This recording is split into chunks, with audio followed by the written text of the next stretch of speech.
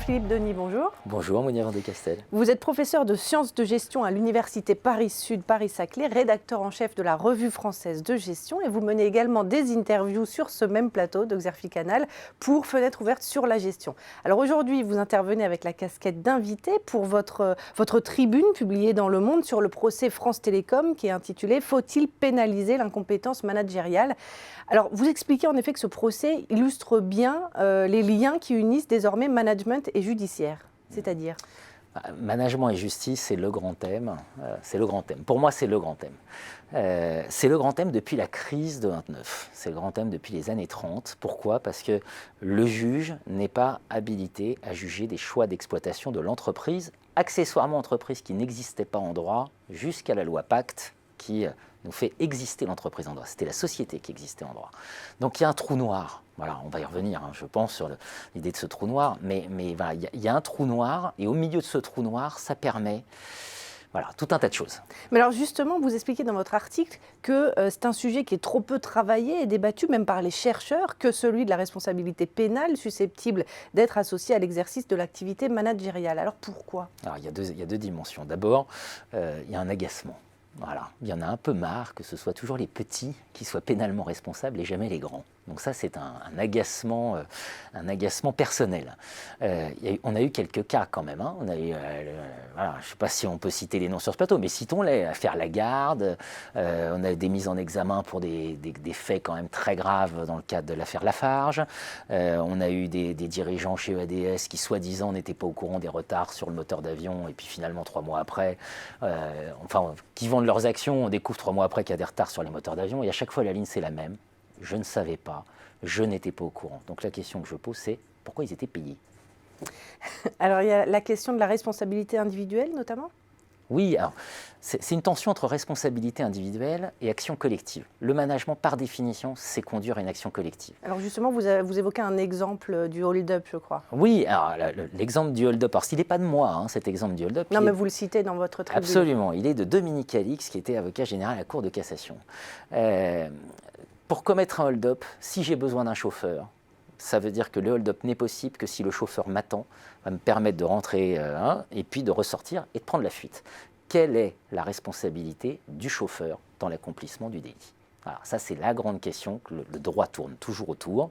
C'est la grande question parce que le code pénal repose sur un principe de responsabilité individuelle. Nul n'est responsable qu'à hauteur de son propre fait. Donc le chauffeur, il est responsable que d'avoir conduit une voiture.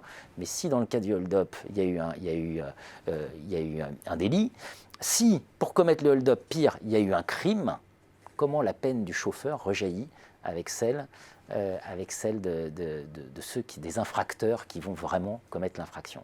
Et là, évidemment, ce que j'ai en tête, c'est les dirigeants comme chauffeurs de voiture. Parce que la financiarisation dont on parle tant, à un moment, elle passe par des équipes de direction qui disent « les marchés m'imposent tant de rentabilité sur les capitaux, les marchés nous imposent, les marchés nous imposent ».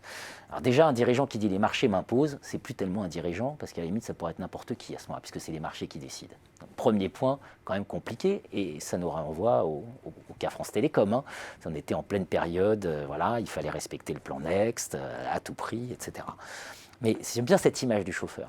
C'est-à-dire qu'on ne va pas accuser le chauffeur du hold-up. Vous voyez ce que je veux dire ? Bien sûr. Et là, le problème, c'est que finalement, dans le cas du hold-up, des gens vont se suicider. Donc voilà, quelle est la peine ? Alors certains disent, ma collègue Florence Palpacuère dit c'est le procès de la financiarisation. Moi je mets une couche supplémentaire en disant c'est le procès des dirigeants, mais des dirigeants au sens où ils se réputent toujours incompétents puisqu'ils ne sont jamais que les conducteurs d'un véhicule, et donc ils ne sont pas responsables de ce qui va être commis ensuite en leur nom. Alors justement, avec ce procès, quelle évolution est-ce qu'on peut attendre ou espérer ? Il faut être clair, et c'est un sujet extrêmement sensible. Un magistrat est indépendant. Un magistrat est conservateur par nature, puisqu'il se réfère au code pénal, il se réfère au code civil pour définir les peines. Mais il est indépendant dans son jugement. Donc ça veut dire qu'il va y avoir jurisprudence. Soit on va rester sur un schéma où finalement des dirigeants sont irresponsables, soit il va y avoir une volonté de responsabiliser les dirigeants et éventuellement de les responsabiliser pénalement. On a eu un cas de responsabilisation civile qui avait fait l'objet d'un article dans la Revue française de gestion, c'était dans l'affaire Société Générale. Est-ce qu'on va aller jusqu'à la responsabilisation pénale? Si je devais répondre à la question que j'ai posée dans l'article du Monde, je dirais que je suis pour. Voilà, précisément pour la raison que j'ai évoquée, c'est-à-dire qu'on ne peut pas à un moment, selon que vous serez blanc ou noir, la justice, puissant ou misérable, la justice vous rendra blanc ou noir.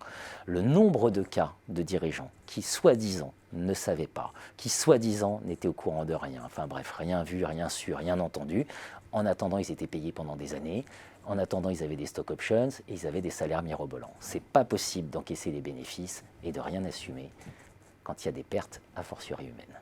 À un moment, il faut payer. Merci Jean-Philippe Denis pour cet éclairage. Merci Mounia.